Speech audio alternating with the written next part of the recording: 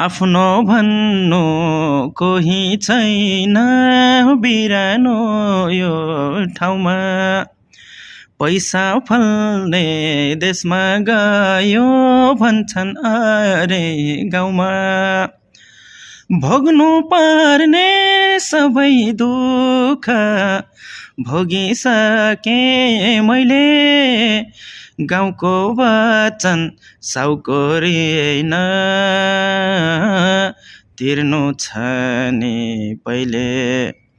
गाउँको वचन साउको ऋण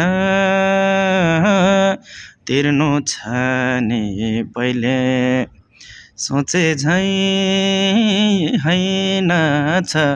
परदेश त सोचे झैँ रहेन